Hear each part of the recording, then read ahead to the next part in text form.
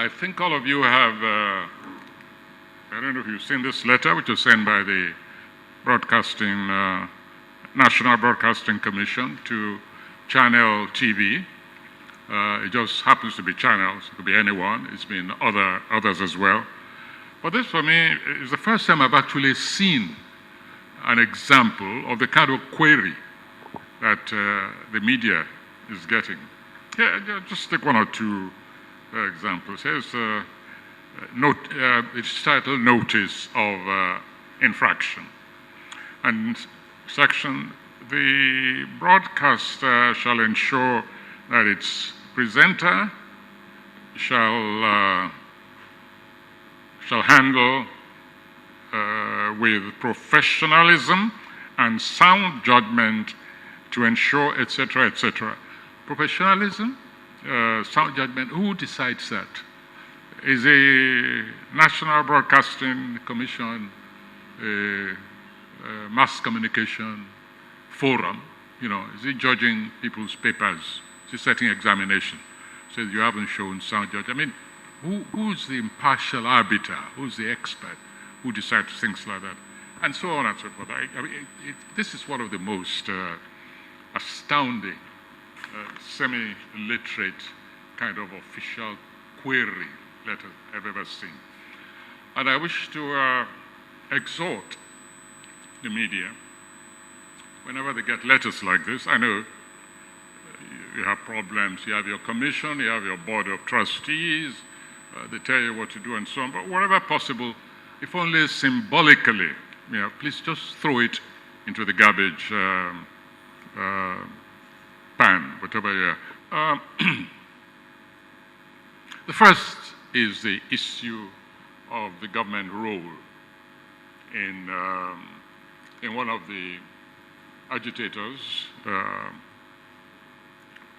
towards one of the agitators, who is now both against Fulani tyranny, Fulani herdsmen, criminal conduct, and only, by the way, also agitating for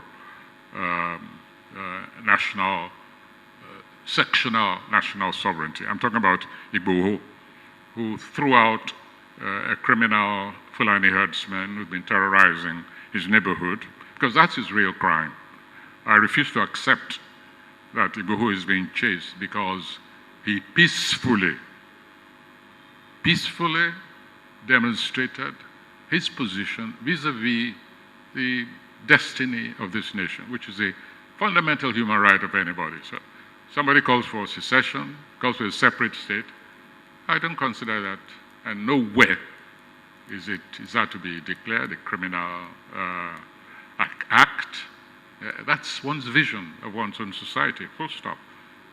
As long as it's done peacefully, collectively, within the law, you do not now criminalize that action, and in addition, commit criminal acts against such an individual, which is what the government, the security services did by raiding Igboho's home in the middle of the night, 2 a.m., killing two of his own people, then claiming, without a warrant or anything, then claiming they found weapons in his home. Now, who's going to believe that cock and bull story? And this is an appeal actually to the Republic of Benin, to the government of the Republic of Benin. Why are you keeping this victim in your prisons? I mean, what's going on? What crime did he commit against your state that you are holding him in prison instead of just letting him continue his journey? Igboho has not committed any crime against any known law in this nation. And so to ask for his repatriation is just adding insult to injury. You invaded the man's house, destroyed his property, chased him into the wilderness, and then you pursue him next door. So we're asking the government of the Republic of Benin to release this young man and let him go about his business, which was interrupted unjustly. Unjustly. Please rectify this error. Don't compound it any further by holding Sunday Igboho in prison one day longer. Now, I brought out a novel recently, which all of you are aware of, Chronicles from the Land of the Happiest People in the World, which of course was intended to be an ironic title, because whoever conducted that Gallup poll or whatever it was and decided that Nigeria was among the top 5 happiest people in the world, which is where the inspiration for the title of that work came. I think that person really should just go back to School of Statistics, wherever he or she came from. But you know, I've been wondering if that title shouldn't be taken literally. I've been wondering ever since. A wedding took place recently here. I thought the nation was in mourning, you see. In mourning because of the killings, daily killings, which now have become a feature of existence, destruction of farms, but most importantly, the kidnapping of our children, whom we send to school. School pupils. That's become the new normal of this society. And I wonder whether, as a people who consider ourselves responsible human beings, we really are going to sit down and look on while this becomes the norm. I'm coming back to that theme in a moment, vis-a-vis the children, those whom we're supposed to protect. Right now, I want to talk about happiness. So there it is. You had this unbelievable carnival of a wedding in Kano, that part of the area. It was Kano, wasn't it? Yes, it was Kano. Doesn't matter where it is. The president's daughter was getting married. Was it his son or his Mary or what? Son. Oh, son. No, yeah, son. All I know is that the president was performing a wedding ceremony. Not in Aso Rock, or he didn't go there. But I think the journalists, you know how many private jets were there. All I saw, didn't matter the details, was that a carnival was going on in the name of the president of this nation, whose child was getting married, while other youths, other people were being kidnapped. Now, don't misunderstand me. I'm not saying presidents' children shouldn't get married. On the contrary. In fact, I not only want them to get married, I want them blessed with children, prosperity, etc., etc. I also want, however, I would like to see that they are not burdened with a kind of surrogate, vicarious sense of irresponsibility. They deserve to start life without any burden of social guilt. So, in some way, I'm also on the president's side. But you see, I had made the mistake of thinking that it would have been sufficient to give these children money and say, please go and go to Dubai, have a good time, have your honeymoon there, splurge as much as you want. Right now, as a leader of this nation, with a heavy burden of unacquitted responsibility, which involves the future of a younger generation, I should set an example of some kind of modesty, sensibility, etc., etc. In short, we should not have seen the kind of carnival that took place here and in that part of the nation, especially at this particular time. This is not what I understand as leadership. And perhaps it is the sound, is the noise of the wedding bells, the noise that has contributed to the deafening to the, shall we say, the impairment, the possible impairment of the hearing of the president of this nation. Because he doesn't seem to hear, he doesn't seem to hear things. Virtually the whole nation is screaming, we do not want any open cattle grazing. Whether they go by the name of cattle routes or reserves, grazing reserves,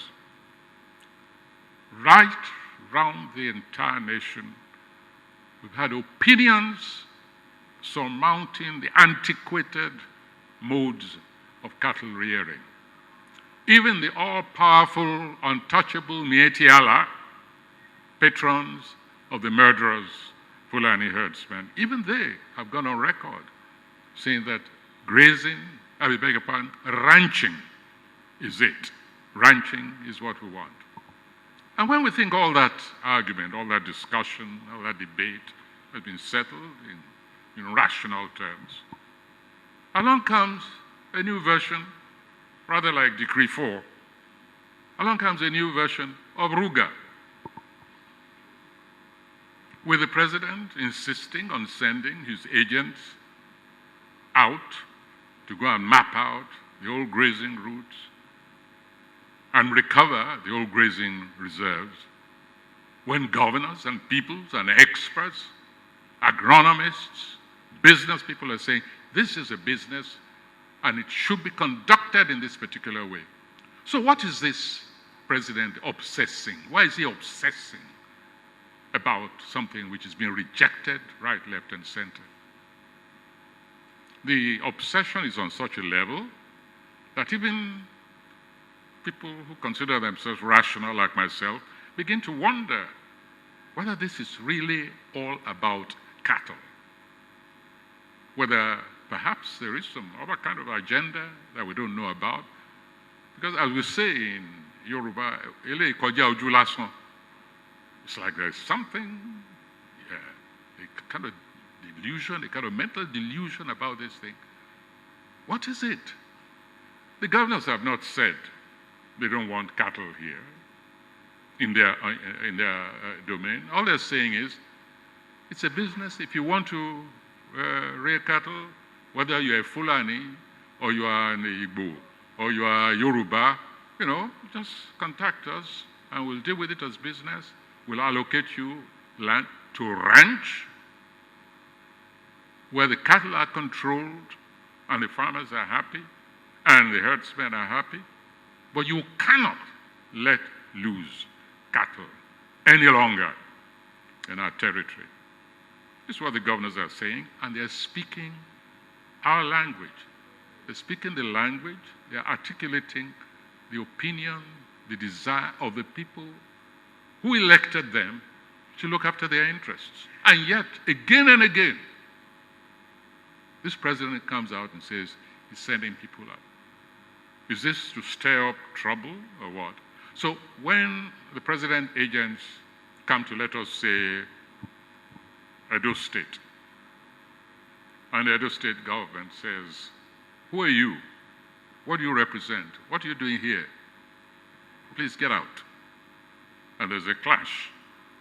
So now there's a clash. We can then escalate the ripple effect in all kinds of directions. Is that how a president is supposed to behave? To actually act in a way which offers violence as a consequence of your form of action? Is that really governance? Is that leadership? Listen, let me read you something which came to me, just to show you how, no, it's okay. I'll summarize it.